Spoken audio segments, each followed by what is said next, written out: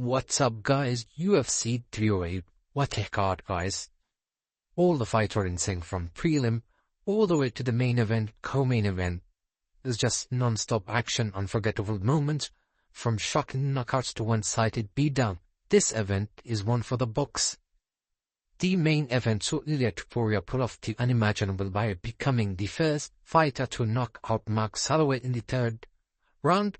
Max Holloway has been known for his granite chin. Holloway took heavy shots, but finally went down, dropped like a tree by Topuria powerful punches.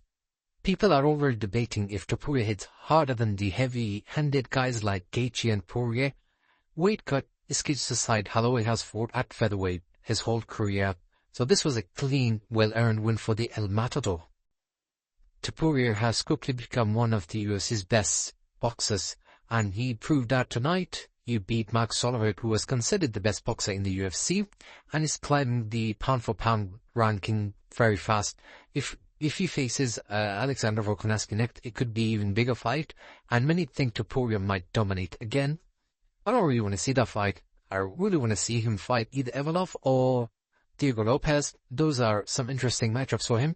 And as for Holloway, a move up to lightweight might be in his future, where he's got the power and he can make a real impact. How awesome would it be to see him face Chandler or Oliveira? Drop your thoughts on this epic main event, guys. Let me know who you think Topuria should fight next. Should it be Evolov? Should it be Diego Lopez? Or should it be a rematch with Volkanovski? In the co-main event, Khamzat Chimaev put on a dominant performance, bulldozing through former champ Robert Whittaker in the first round. There was a lot of talk leading up to this fight about Chimaev's cardio and how he'd held up in a potential 5-round against an elite opponent like Whittaker. But Khamzat answered those questions by not even needing 5 minutes to secure a jaw-dropping finish. Right from the start, Chimaev showed his trademark strength and relentless pressure.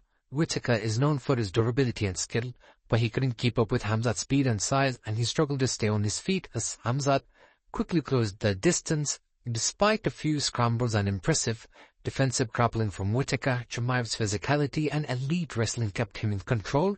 It all ended when Khamzat applied a crushing neck crank that dislocated Whittaker's jaw, forcing him to tap quickly. The squeeze on the crank must have been unreal, showing just how powerful Chimaev really is at middleweight. Who can keep up with him? Whittaker did manage to get back on his feet at one point, which is something few fighters can accomplish against Khamzat. But Khamzat Chimaev's evolving strategy and calm demeanor, likely a product of his new, more focused training, kept him patient and precise throughout. Known for his wild intensity, Chimaev now seems to have adopted a more measured approach, blending aggression with smart technical adjustment. He even baited Whittaker backward with a fake uppercut to set up the takedown, demonstrating his incredible strategic fight IQ. This version of Chimaev might be the best we've seen, and he's proving himself to be a serious threat in the middleweight division. If he can maintain this high level, especially with his improved composure and focus, he looks primed for a title shot. Fans are hoping he can stay more active though. At 30, Chimaev is an athletic prime, and his fighting once a year is not really good for him. He needs to be a bit more active to fully capitalize on his potential. Where does Whittaker go from here? We need to find out how extensive the injury he has sustained is. Is he a full broken jaw? Is he just partial broken jaw? We don't know. We need to find out what the situation with him is, and then just see where he goes from here. Moving on to Magomed Ankalaev versus Alexander Rakic.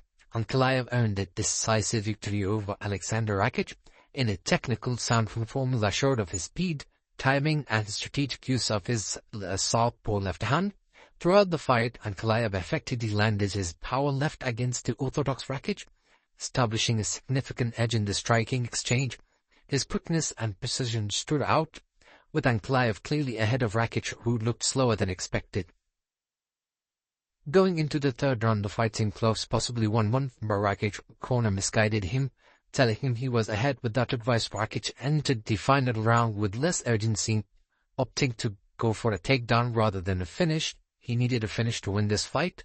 This decision stored any momentum he had built up, ultimately costing him the chance to make a strong closing statement in a fight that could have easily been 2-1 in Ankalaev's favor. By that point, Rakic missed an opportunity to push him to get a title shot if he had finished Ankalaev off. Rakic also missed out strategically by relying heavily on high kicks from the start, similar to how Alexander Volkanovski approached against Ilia Topuria. Rakic came out throwing high kicks from the start without setting them up with a leg kick or body kicks. While the high kicks were close at times, he could have increased their effectiveness by conditioning Ankalaev to expect a lower kick, a body kick, then surprise him with a well-timed head kick later on. With this victory, Ankalaev made a strong case for a title shot and even called out champion Alex Pereira, saying, "Alex, stop running away." For Ankalaev to have the best chance against Pereira, though, he'll need to mix up in his elite wrestling. Relying solely on striking could be really risky for him against someone with Pereira's power, as Ankalaev would be vulnerable to Pereira's knockout potential. Using his ring sling, one of the strongest skill sets in the lightweight division, could make all the difference for Ankalaev in this highly anticipated matchup. Ankalaev has proven he has the tools to contend at the top of the division. With this win, he's positioned himself right in the line for a title shot, and fans are eager to see how he'll fare against Alex Pereira. Leron Murphy took a solid decision win over Dan Ige, with all the judges scoring it 29-28 in a close competitive fight.